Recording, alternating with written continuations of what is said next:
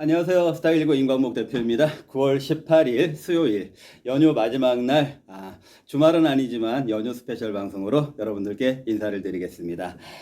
주말에 이렇게 마이크를 잡고 여러분들과 소통을 해왔는데 연휴에 사실 오늘 수요일에 이렇게 하려니까 조금 어색함이 있어요. 왜냐면은 토요일 날, 일요일 날 멘트를 그렇게 했던 습관이 있기 때문에 수요일입니다 이렇게 말을 하려니까 조금 어색한 부분도 있습니다. 시간이 정말 빠르죠. 5일 동안의 연휴가 언제 다 가나 이렇게 생각을 했는데 또 벌써 오늘 연휴 마지막 날 아닙니까? 그리고 미국의 이제 금리 인하가 이제 어제 밤에 FOMC가 시작이 됐고 이제 내일 새벽에 이제 우리나라가 내일 이제 긴 연휴를 마치고 증시가 열리게 되는데 내일 아침에 바로 이제 우리 증시에 반영이 될 것 같아요. 내일 새벽 밤이죠. 내일 19일 날 우리 한국 시간으로 19일 날 새벽 3시 정도에 금리의 폭이 발표가 된다고 합니다. 그 폭에 따라서 또는 속도에 따라서 어떻게 시장에 작용할 것인지 이런 부분들이 조금은 우려도 있지만 기대가 조금 더 큰 그런 분위기인 것 같습니다. 오늘은요, 그 주제를 지금 말씀드리고 있는 이 FOMC 관련된 내용을 첫 번째 주제로 잡아봤고요. 두 번째 주제는 이제 9월 달에 이제 9월 말까지 조금 국내적으로 이슈가 될 밸류업 지수가 올해 연초부터 해서 밸류업 프로그램 이런 얘기들이 나왔었고 또 중간중간에 그게 반영이 되면서 주가에 좀 호재로 작용한 종목들도 있고요. 또 잠깐 더 반영이 됐다가 다시 원위치로 돼 있는 그런 종목들이 더 많은 상황에서 이제 9월 달에 밸류업 지수가 나온다고 했는데 그 밸류업 지수가 이제 드디어 나오게 됩니다. 그래서 그 밸류업 지수가 정말로 제대로 작용을 할 수 있을지 하려면 어떻게 해야 되는 것인지 또는 이제 우리 그 투자자 입장에서는 어떻게 활용할 것인지에 대해서 두 번째 주제로 좀 설명을 해보려고 하고요. 그리고 이제 마지막에는 여러분들이 좋아하시는 비하인드 스토리. 오늘 비하인드 스토리가 여러분들 잘 아시지만 비하인드 스토리에서 뭐 추천을 하려고 하는 비하인드 스토리는 아니지만 좀 공교롭게도 비하인드 스토리에서 소개를 해드리는 종목들이 주가가 많이 올라가는 경우가 많았었죠. 그러니까 그 종목들도 한번 끝까지 잘 들어보시면 좋을 것 같습니다. 이제 미국에서 사실은 아까 그 5일 동안이 시간이 언제 이렇게 흘러가나 이런 말씀도 드렸지만 사실은 지금 금리 인하 이제 피벗이라고 하잖아요. 이제 그 정책을 바꾸는 것을 피벗이라고 하는데 이 금리 인하가 이제 그 단행이 되는 것이 4년 만이라고 해요. 4년. 여러분들 벌써 4년이라는 시간이 흘렀다라는 게 실감이 나십니까?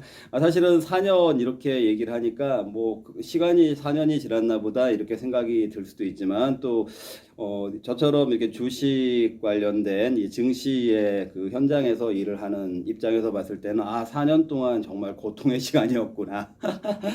그 금리 2021년도 그 이제 뭐 우리 한국 지수로 따지면은 이제 코스피가 3,360인가요? 그 정도까지 갔다가 이제 금리 인상 긴축 그런 분위기로 이제 유동성을 흡수하는 그런 정책 분위기로 바뀌면서 설마 했는데 그 3,300까지 갔던 지수가 2,200도 무너지는 중간에요. 그런 일도 있었었고 물론 그 중간중간에 굉장히 악재들이 많았어요. 전쟁이 2개나 일어났고. 근데 이 4년 동안 정말 주식하는 사람들은 고통의 시간. 물론 이제 주식하는 사람들이 언제나 한국 증시가 그렇게 편안하게 누구나에게 쉽게 수익을 주는 그런 시장은 아니었지만 정말 기간적으로도 참 오랜 기간 동안 어떻게 보면 한국 증시는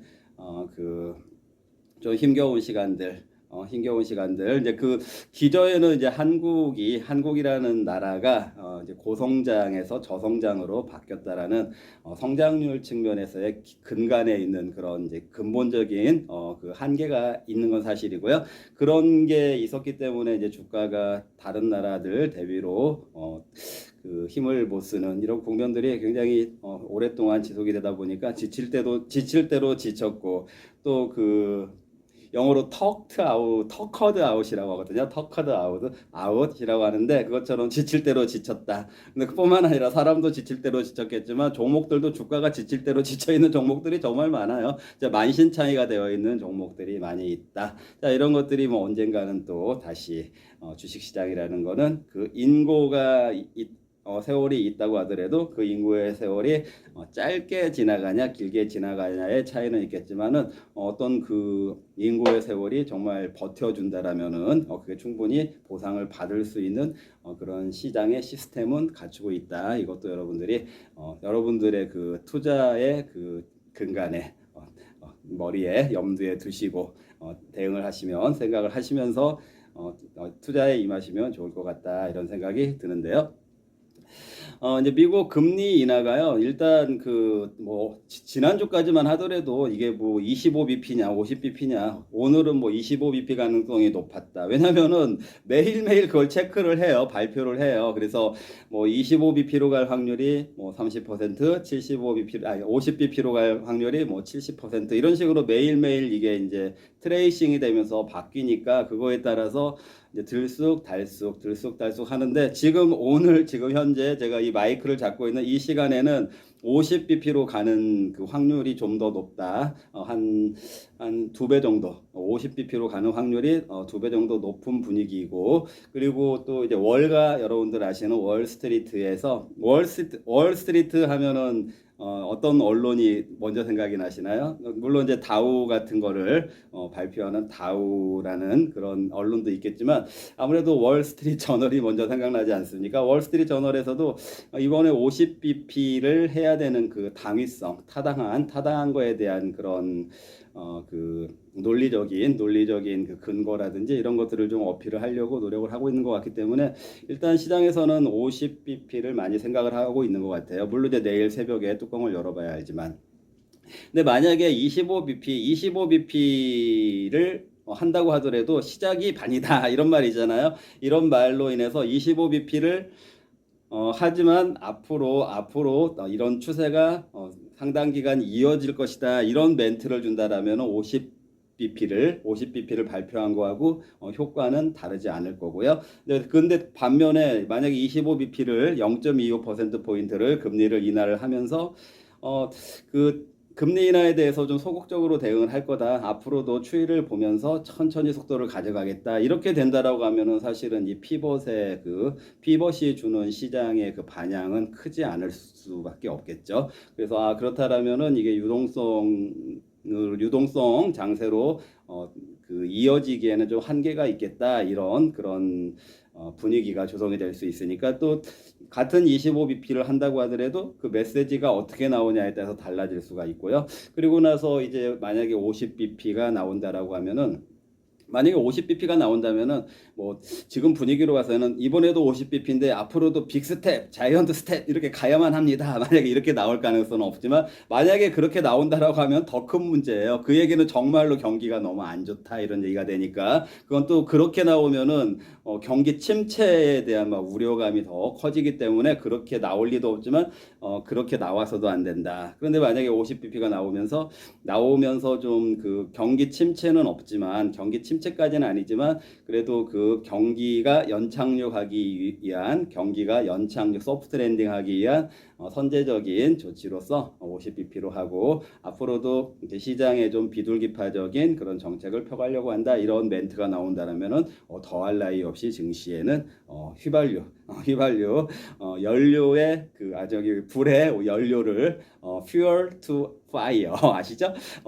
그 불의 연료를 더하는 그런 장세가 펼쳐질 수가 있겠지만 이건 너무 기대감이 큰 것 같고요. 어쨌든 내일 뚜껑을 열어보고 대응을 하시면 될 것 같은데 일단은 뭐 다우지수 30개 종목으로 있는 우량주 중심의 다우지수는 뭐 8월 달에 급락 장세 있고 나서 신고가 경신했잖아요. 8월 말쯤에요. 참 아이러니죠. 그리고 9월 달에 또 갑자기 급락 장세가 왔잖아요. 또 그 경기 침체에 또 나온다고 하면서 그리고 나서 또 이번 9월 중순에 다우지수는 신고가를 경신을 했어요. 참 아이러니예요.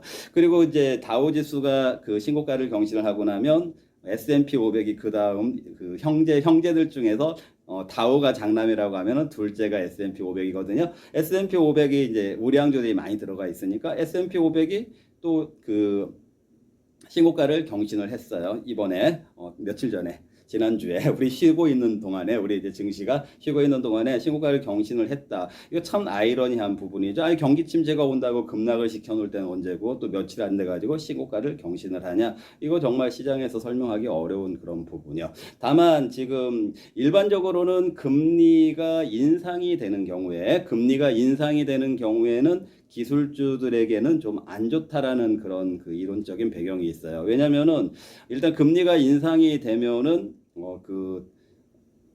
예를 들어서 그 돈을 빌린다고 할 때 이자 부담이 커지잖아요. 그러면 이제 기업 입장에서는 자금 조달 비용이 커지는 거니까 뭐 이제 기술주들이나 성장주들은 아까 그 가치주들이나 우량주들은 그동안에 벌어놓은 게 쌓여 있다라면은 기술주들은 그동안에 벌어놓은 게 쌓여 있는 건 아니니까 자본 조달을 많이 해야 될 거 아니에요. 그런 그 자본 조달 비용이 증가하는 효과가 있기 때문에 금리 인하를 하면은 그 기업 가치를 좀 디스카운트 시키는 그런 효과가 있기 때문에 안 좋다. 이런 이제 그 정설이 있는데 그렇다면은 이번에 금리 인하로 가는 이제 피벗 장세라면은 사실은 기술주나 이런 쪽 그 성장주들이 더 빨리 민감하게 주가가 빨리 올라가고 이런 그 패턴을 보여야 정상일 듯하지만 여러분들 이제 보시다시피 지금 제일 그 다우지수 S&P 500이 신고가를 경신하는 반면에 아직 수급선을 돌파하지 못하고 있는 지수가 필라델피아 반도체 지수의 많은 종목들이 포함되어 있는 나스닥 지수도 S&P 500이나 다우 지수에 비해서는 지금 좀 부진한 모습을 보여주고 있죠. 자, 이런 그 상황이 전개되고 있는 것들도 어떻게 보면은 이론적인 그런 배경이 그대로 시장에는 1대1로 적용되는 건 아니니까 그때 케바케라고 하나요? 케이스 바이 케이스. 그런 그 관점에서도 우리도 좀 유연하게 시장은 이게 우리가 그냥 그 쉽게 생각하는 방향으로는 가지 않으니까 항상 유연하게 그때 잘 그다음에 케이스 바이 케이스처럼 그 종목들마다 잘 대응을 하는 것이 더 중요한 것 같다. 물론 이제 피벗이라는 중요한 그 새 챕터, 뉴 챕터가 열리는 거는 맞는데 그럼에도 불구하고 어떤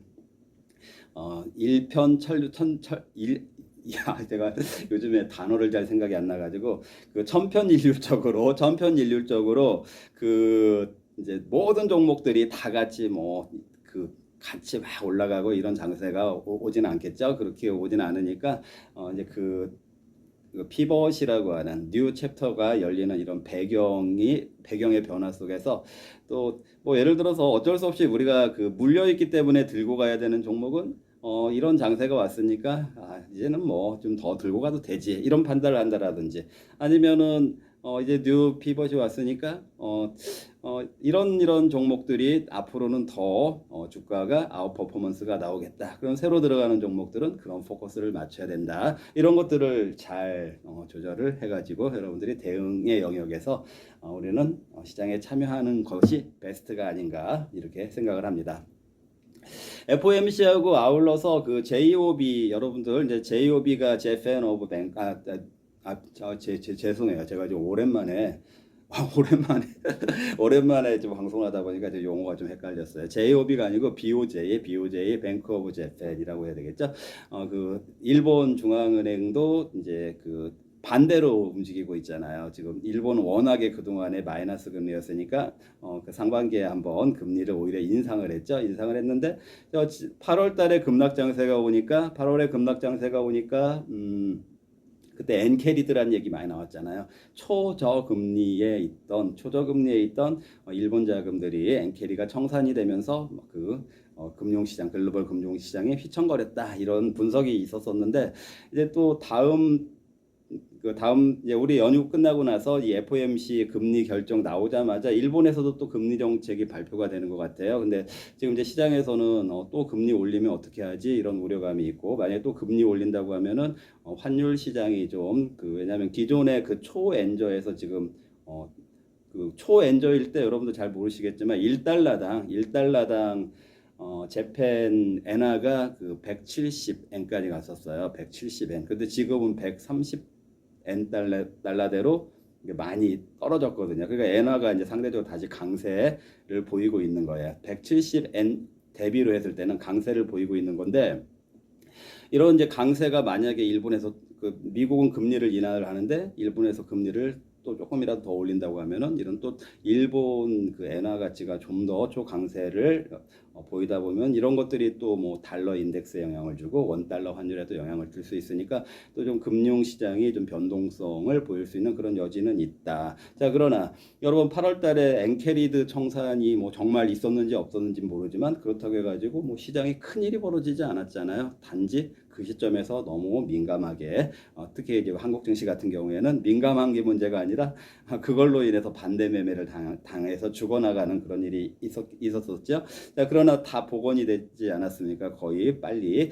그런 것처럼 그 엔캐리드는 본질적인 문제는 아닌 것 같고요. 그리고 또 8월 달에 이미 한번 학습 효과가 있기 때문에 살짝 금리를 일본에서 올린다고 하더라도 8월 달처럼 그렇게 요동치지는 않을 것 같고, 또 저는 개인적인 생각을 말씀드리자면은 그때 엔캐리드 청산에 의해서 뭐 글로벌 증시가 뭐 그리고 일본 증시도 뭐 그때 급락하고 그랬잖아요.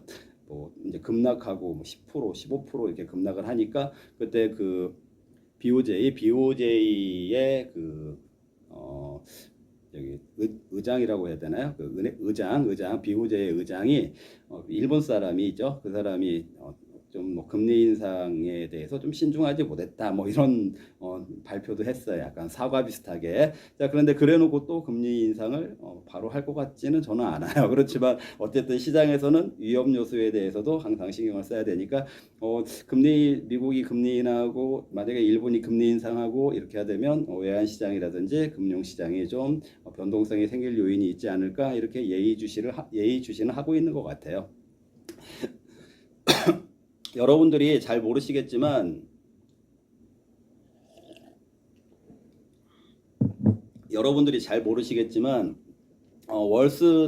월스트리트에서 이제 많은 전략가들, 전문가들, 애널리스트들이 있잖아요. 그 사람들이 한국이라는 그 작은 시장에서 물론 이제 파생 시장은 크지만 어쨌든 그 규모상으로 전 세계 규모로 봤을 때는 그렇게 크지 않은 한국 시장에서 그 한국은행에서 그 한국은행 금통이라고 하잖아요. 금통위에서 금리 인하를 할까 안 할까 이런 거에 대해서 월스트리트에 있는 그 나라에 있는 그 나라에 있는 전략가들이나 애널리스트들이 신경을 쓸 것 같으세요? 신경을 안 쓸 것 같으세요?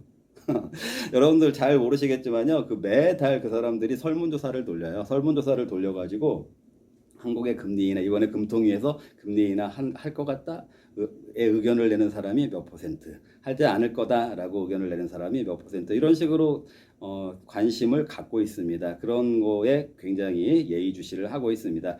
그런 측면에서 일본의 그 한국에 대해서도 그렇게 예의주시를 하는 것처럼 일본의 그 이제 BOJ의 금리 인상 가능성에 대해서 예의주시를 하고 있지만 사실상 그 예의주시로 인해서 어떤 긴장감 같은 게 시장에 반영이 되고 있는 부분은 있겠지만 실제적으로 그게 큰 8월 달처럼 시장에 큰 요동을 일으킬 것 같지는 않다. 저는 이렇게 생각한다라고 말씀을 드리겠습니다.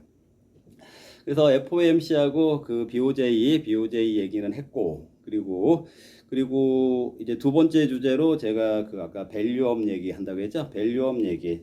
여러분들 그 밸류업 지수가 그 뭐 일단 두 가지 버전으로 나온다고 하는 것 같아요. 두 가지 버전, 뭐 배당을 재투자하냐, 아니면 그냥 배당 재투자한 부분은 수익률에서 산정을 안 하느냐, 이렇게 두 가지 버전으로 나온다고 하는데, 이제 일단 여러분들이 그 밸류업 그 지수가 나오면 뭐지? 그 밸류업 지수가 나오면 왜 좋은 거지? 이렇게 생각을 하실 수가 있을 것 같아요. 사실 밸류업 지수가 나온다고 해서 직접적으로 무슨 주가가 올라가고 이렇게 되진 않아요. 근데 지금 이제 정부에서 그 겨냥을 하는 건 뭐냐면은 밸류업 관련된 종목들, 그 이제 예를 들면 뭐 주주 친화적인 회사들, 배당을 많이 주는 회사들, 그 다음에 수익성이 좋은 회사들, 뭐 이런 회사들 중심으로 해서 그 지수를 산정을 해놓으면, 그 지수에 그런 회사들, 그런 종목들을 포함을 시켜 놓으면, 우리나라에도 이제 자산운용사들이 있다라고 제가 저번에 그 자산운용사들 그 한번 그 특별 방송에서 해드린 적이 있었었죠. 그 자산 운용사들이 이제 운용을 하는 것이 여러분들이 많이 하시는 그 펀드라는 것도 있고, 그리고 이제 그 ETF가 있으니까 이 자산 운용사들이 그 지수를 추종하는 ETF를 이제 만들어서 판매를 한다라는 거죠. 그러면 만약에 그런 ETF를 만들어서 그 ETF에 그 투자자를 모집을 했을 때 그 투자자가 많이 몰리고 흥행에 성공한다라고 하면은 그 ETF 자금은 그 밸류업 지수에 있는 종목들에 투자를 하겠습니다라고 이렇게 설계가 된 그런 ETF이기 때문에 그 지수에 들어가 있는 종목들을 매매를 하게 되겠죠. 그러면 아무래도 수급적으로 그런 종목들이 상승하게 될 것이다. 이런 걸 노리면서 그 밸류업 지수의 가이드라인을 그 정부에서 이번에 만들어 주는 것이에요. 그런데 이제 문제는 아까 좀 전에 말씀드렸던 것처럼 과연 그게 흥행에 성공을 하냐, 이런 부분이 아직은 남아 있겠죠. 자, 그렇기 때문에 밸류업 지수가 이렇게 만들어졌다, 이거에 대한 거는 그 ETF가 흥행을 성공하냐, 이거 좀 더 지켜봐야 될 부분인 것 같고, 근데 저는 그거보다는 우리 개인들 투자자 입장에서는 이 종목이 이 지수에 들어가 있네, 이 종목이 이 지수에 들어가 있네. 예를 들어 볼게요. 현대차에 대해서 한번 생각을 해볼까요? 현대차는 당연히 그 지수에 들어갈 거예요. 그 지수에 들어갈 텐데, 현대차 하면 주주 친화적인 종목, 주주 환원 정책을 많이 쓰고 있는 종목, 수익도 최대 실적을 내고 있는 종목, 그리고 더군다나 최근에 주가가 뭐 28만 원, 뭐 29만 원, 여기서부터 거의 30만 원 가까이 이 간 상태에서 22만 원대까지 밀려 있는 상태. 그렇다면은 만약에 지금 그 의도대로 밸류업 지수가 발표가 되면서 이 밸류업 지수가 어느 정도 시장에 영향을 준다라는 전제하에서 봤을 때 어떤 종목이 수혜를 입겠습니까? 현대차 같은 종목 주가도 조정을 받았는데 주주 환원 잘 돼 있고 이 밸류업 지수에 당연히 들어가 있고 시가총액도 높은 종목, 이런 종목들을 눈여겨봐야 될 필요가 있다. 그러니까 그 밸류업 지수 전체를 가지고 우리가 어떻게 활용하지, 이런 생각을 접근보다는 그거 이제 ETF의 흥행 쪽하고 해서 그 ETF 잘 만들어진 그런 자산운용사, 뭐 흔히 말하는 자산운용사는 증권사라고 생각을 하셔도 돼요. 이름이 똑같으니까. 그런 쪽으로 여러분들이 그 ETF를 뭐 매매를 하시거나 그 펀드에 가입을 하시는 그런 형태의 투자도 있겠지만, 밸류업 지수를 보니까 이런 종목들이 들어가 있구나. 그런데 상대적으로 이 종목들은 정말 저평가가 돼 있는 게 맞아. 그러면은 이 종목들은 만약에 ETF가 만들어지고 그렇다면은 이 종목들을 그 ETF에서 사들일 테니까 주가가 올라가겠지. 그렇다면 나는 그냥 ETF를 매매하는 건 아니지만 이 종목을 그냥 그 많은 지수에 포함되어 있는 여러 종목들 중에 이 종목이 가장 저평가되어 있어 보인다, 매력적으로 보인다 하는 종목을 매매하시는 그런 관점, 그런 방법으로 이 밸류업 프로그램의 그 지수 발표, 9월달에 임박한 그 지수 발표의 그 종목들을 이용을 해보시면 좋을 것 같고요. 사실은 제가 지난주였나요? 그 연휴 전에 질문을 좀 받았어요. 우리 구독자분에게 질문을 받았는데, 질문의 내용이 왜 그 사람들이 일방적으로 한국 주식을 안 하고 잘 알지도 못하는 그 서학개미들 미국 주식으로 무조건 가냐, 그리고 사면 올라간다, 미국 주식은 사면 올라간다, 이런 생각을 하고 있는데 아직도 그게 맞는 거냐라고 이제 또 그런 질문이 왔고, 그거에 대해서 한번 좀 방송을 해줬으면 좋겠다, 이런 얘기를 하신 분이 있었어요. 그거에 대해서 이제 제가 오늘 간단하게 말씀을 드려볼게요. 간단하게 말씀을 드려보면은 지금 일단 그 서학개미들도 이번에 깜짝 놀랐어요. 미국 주식도 미국 주식도 산다고 무조건 가는 게 아니구나, 크게 물릴 수 있구나. 그게 이제 이런 현상이 나오게 된 거가 1년 전, 2년 전하고 다르게 된 부분이, 제가 이제 여러 차례 말씀드렸지만 그 매그니피센트 종목들의 주식 옵션 시장이 많이 커졌다라고 했잖아요. 그래서 욕심이 많은 전 세계의 개인 투자자들, 또 그리고 또 뭐 우리 한국의 뭐 키움증권 같은 증권사에서 부추기거든요. 미국의 주식 옵션 매매를 많이 하도록 부추기는 그런 이제 뭐 증권사들이라든지 그런 데들 또는 우리 한국에 이제 나와 있는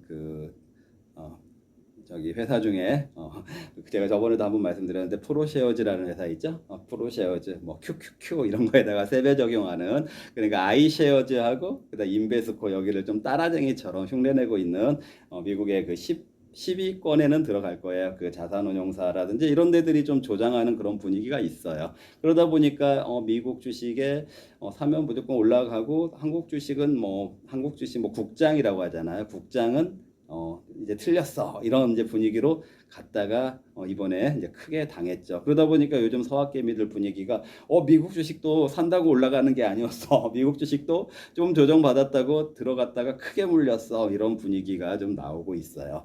자, 그런데 그게 비단 개인들, 그 서학개미들만의 문제가 아니라 제가 보니까 그 국민연금 있죠. 국민연금. 이제 우리나라의 대표적인 연기금에 해당되는 국민연금이 예전에는 우리 한국 증시가 좀 그 외부의 영향에 의해서 급락하거나 주가가 단기에 낙폭이 과대하면은 그 연기금들이 주가를 좀 사줬어요. 그리고 저쪽 우정국이라고 해가지고, 우정국 아시죠? 우체국 기금 이런 데들이 이제 주가를 사면서 좀 주가를 방어를 해주는 그런 역할들을 많이 했어요.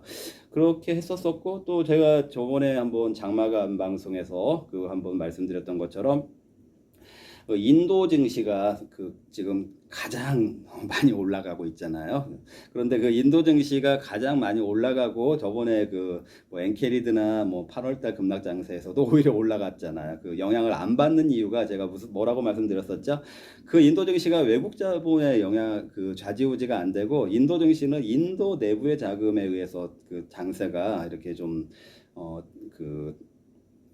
이제 선도가 된다라고 해야 되나요? 그 국내 자금이 그 시장을 선도하기 때문에, 인도의 국내 자금이 시장을 선도하기 때문에 그냥 외풍에 휘둘리지 않고 주가가 계속 올라가고 있는 이런 시장 얼마나 좋습니까? 자, 이런 역할이 한국에 된다라면 한국 증시도 지금처럼 이렇게 엉망이 돼 있지는 않을 거예요. 근데 사실은 그 역할을 해야 되는 것이 국민연금을 비롯한 연기금들 아니겠습니까? 자, 그런데 문제는 국민연금이 참 이게 딜레마긴 딜레마인 것 같아요. 뭐냐면 국민연금이 만약에 국내 증시에다가 투자를 해가지고, 국내 증시는 부진하니까 수익률이 안 나오면은, 수익이 안 나오니까 국민연금이 고갈이 될 거 아니겠어요. 그러면 이제 연금을 받아야 되는 사람들이 이제 못 받게 되는 그런 문제가 있으니까, 이제 당장에는 수익을 내야 되니까 국민연금을 운용하는 그런 기금 운용 인력들도 당장에는 수익을 내야 되니까 국내 주식을 사면 안 된다라고 생각을 하는 거예요.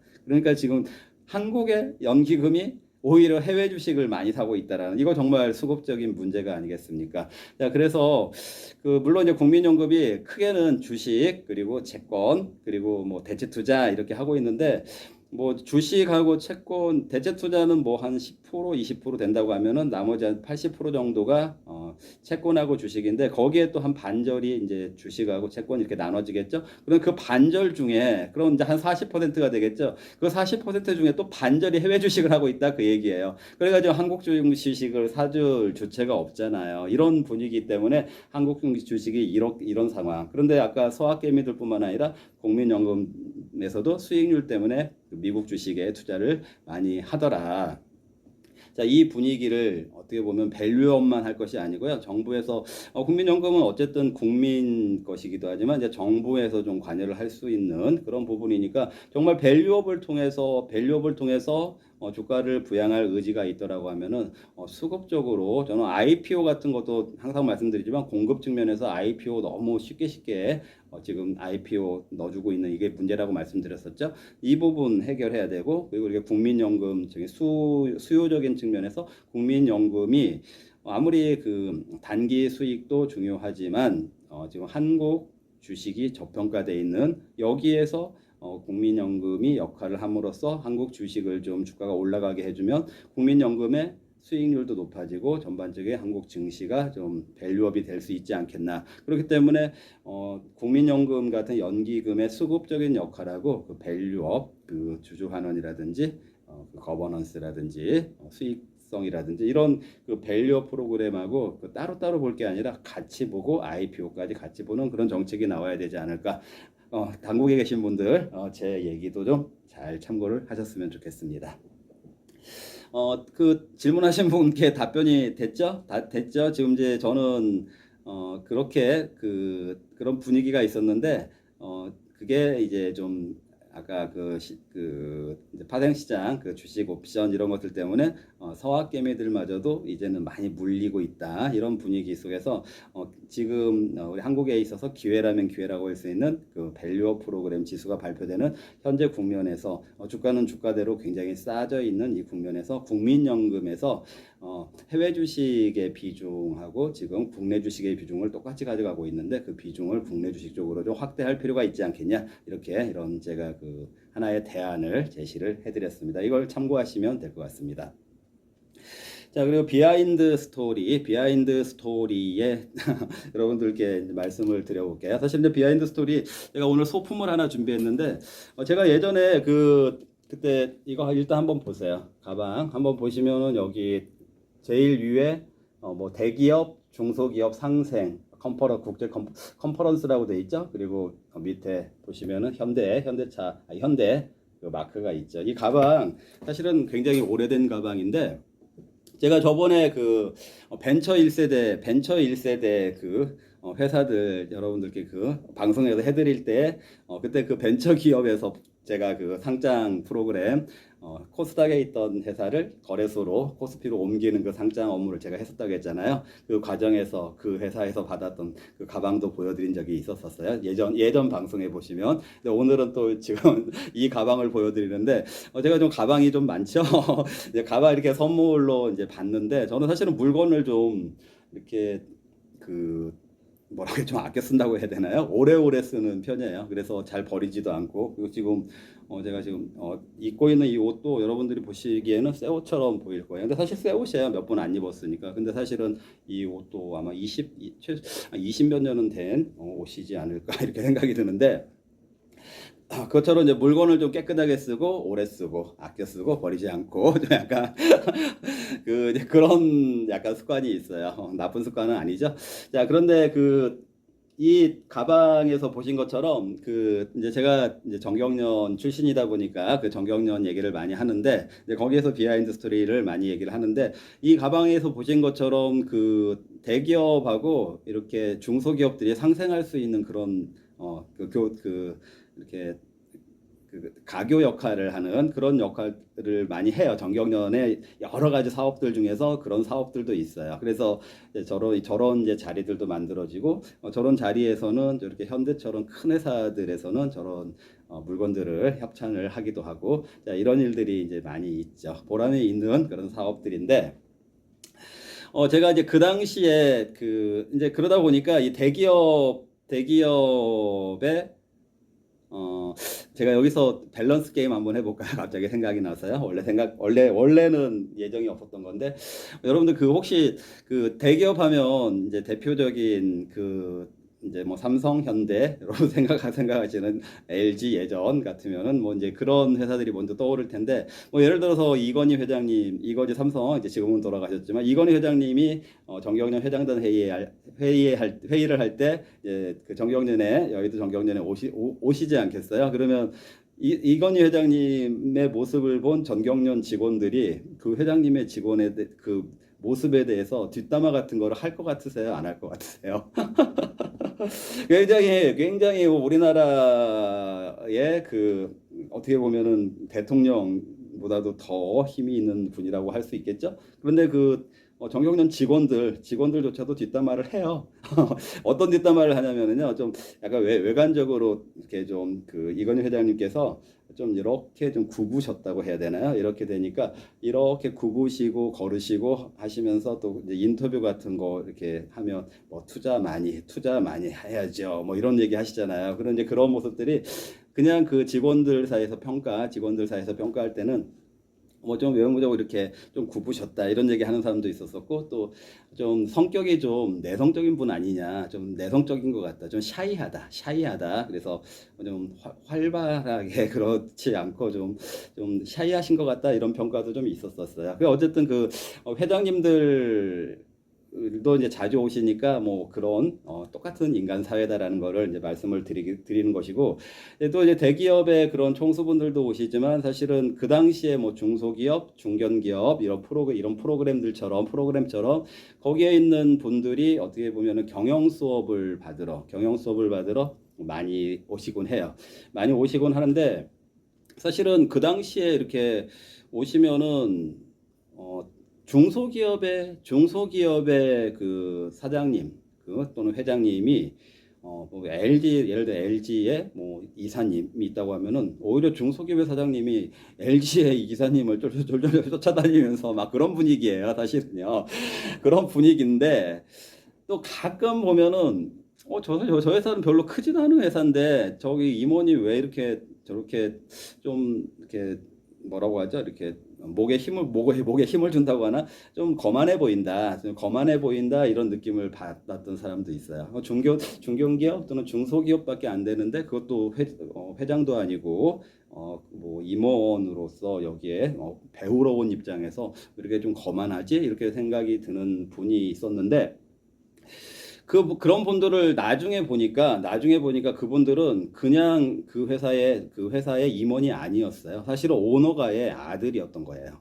저도 이제 그 당시에는 몰랐죠. 그분이 그냥 자기 회사 이름하고 거기서 뭐 이사면 이사 뭐 이렇게 타이틀을 가지고 오니까 그분이 그 회사의 그 회장님의 뭐 장남이다 이런 것까지는 파악이 안 됐는데, 좀 거만해 보이는 그런 분도 있었어요. 제 개인적인 느낌일 수도 있지만, 자, 그런 분 중에 한 분이 여러분들이 근데 굉장히 잘생기셨어요. 잘생기시기도 하시고, 거만하기도 하고, 그런 분 중에 한 분이, 우리 우리 그 며칠 전에 그 연휴 시작되기 전에 언론에서 가장 많이, 상장 기업들 중에서 가장 많이 언급이 되더라고요. 그게 이제 SPC 삼립, 여러분도 아시죠? SPC 삼립의 허영인 회장님, 뭐, 노조 가입을, 노조한테, 노조 가입하지 말라고 이렇게 권유했다가, 그게 이제 그 법적인 그런 문제로 해서 뭐 구속됐다가 5개월 만에 석방되고 뭐 이런 게 계속 기사화가 됐는데, 이제 사실은 제가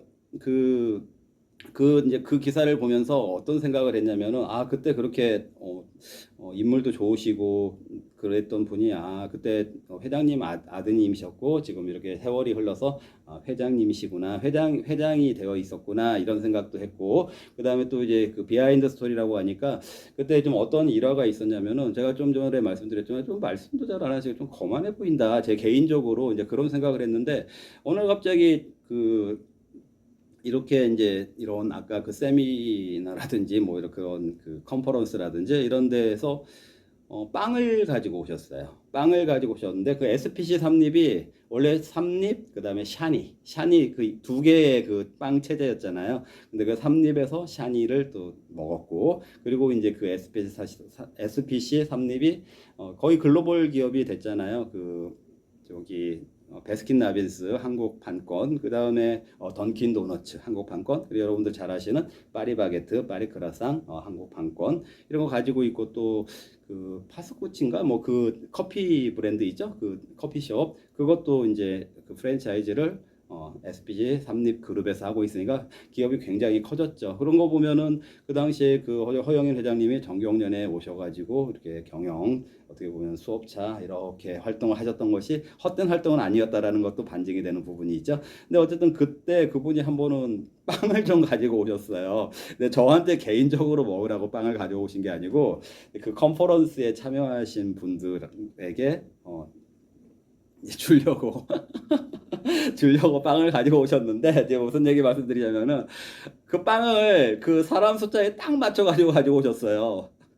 사람 숫자에 딱 맞춰가지고 가지고 오셔서, 저는 그때 이거 빵 하나에 1,000원도 안 하는 이 빵을 뭐 이렇게 그 가져오는데 이게 몇 개나 된다고 이렇게 사람 수에 딱 맞춰서 가져오냐. 그냥 좀 여유 있게 가져와서 뭐 더 먹을 사람도 있고 뭐 직원들도 있고 하니까 그 사무국 직원들도 있고 하니까 그렇게 근데 굉장히 짠 회사다. 좀 짜구나 이런 생각을 그 당시에 했었었어요. 그 당시에 했었었는데 지금 이제 이분이 회장님이 돼 있으시고 회사를 이렇게 키운 그런 그 상황에서 봤을 때, 정말 이분한테 그 빵이라고 하는 거는 그게 우리가 생각하는 하나의 1,000원짜리 그 빵이 아니라 어떻게 보면 피와 같은 또는 정말 그 마치 농부들이 쌀 한 톨도 버리지 않는 그런 거 있잖아요. 그런 거하고 똑같은 그런 마음이 아니었을까 이런 생각이 며칠 전에 들더라고요. 그리고 여러분들 잘 아시겠지만 참고로 그 코스닥에 보면은 사마 네트워크스라고 하는 드라마 제작하는 회사 있어요. 그 회사에서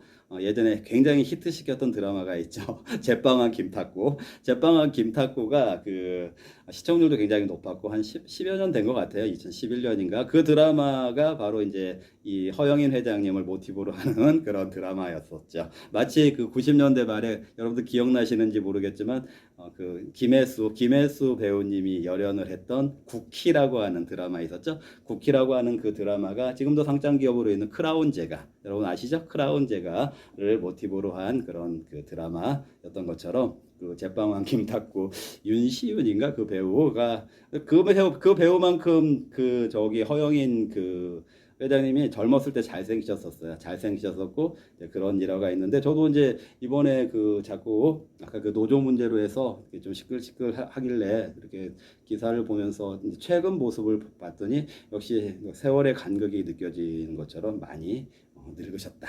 많이 늙으셨더라. 정말 시간이 왜 이렇게 빠른지 모르겠어요. 아까 금리 인하가 그 4년이나 흘렀다라는 것도 실감이 안 나고, 저 짧게는 뭐 벌써 연휴가 5일째 이렇게 끝나가고 있다라는 것도 실감이 안 나고, 정말 다 엊그제의 일 같은데, 정말 시간은 너무 빠르다. 정말 시간이 너무 빠르니까 저도, 어떻게 보면 시간이 너무 아깝다. 이런 생각도 많이 하고 있고요. 비하인드 스토리 하나 더 말씀드리면은 이런 그 컨퍼런스에 그 당시에 오셨던 또 이사님 중에 인상 좋으시고 선하시게 생기셨고 그랬던 항상 이미지가 좀 괜찮았던 분이 또 있어요. 그분이 얼마 전에 그 이제 기사를 통해서 보니까 뭐 백발 머리가 하얗게 백발이 되어 있는 회장님이 되어 계시더라고요. 그 당시에는 애경산업의 이사님 최형석 이사님이셨는데 지금은 이제 애경그룹의 회장님으로 계시는 최형석 회장님 백발이 되셨더라고요. 그때는 굉장히 선하시고 인사드리면은 인사도 웃으면서 잘 받아주시고 이랬던 분이신데 백발이 되어 있었다. 그래서 애경그룹도 역시 뭐 지금 제주항공이라고 하는 우리나라 제일 앞서가는 LCC를 포함해서 굉장히 탄탄하게 그래도 제가 보기에는 모범적인 기업이 아닌가 이런 생각이 듭니다. 자, 오늘 준비한 그 FOMC와 BOJ 그 거시 변수 관련된 피벗 관련된 얘기 해드렸고요. 그다음에 밸류업과 국민연금 그 플러스가 돼가지고 어떻게 시너지를 낼 수 있는 방향이 있지 않을까 이런 부분들을 정책적으로도 좀 반영을 했으면 좋겠다라는 내용 그리고 투자를 하고 있는 우리 투자자 입장에서도 어떻게 활용하면 좋을 것 같다라는 그런 내용을 말씀드렸고 그리고 우리 스탁 119에서만 들을 수 있는 비하인드 스토리 두 가지 여러분들께 말씀을 드렸습니다. 자, 오늘 마무리 잘 하시고요. 사실은 이번 주가 이제 내일하고 모레 이틀 장 열리고 나면 또 주말이 오고 또 뭐 그 다음 주 지나고 나면 또 보니까 뭐 10월 말 해가지고 또 연휴가 또 있더라고요. 저는 연휴 많은 거 싫다고 했죠. 정말 쉬는 날이 너무 많은 게 좀 별로 안 좋아요. 하지만 그래도 주어진 연휴라면 여러분들 모두 행복하시길 바랍니다. 네, 시청해 주셔서 감사합니다.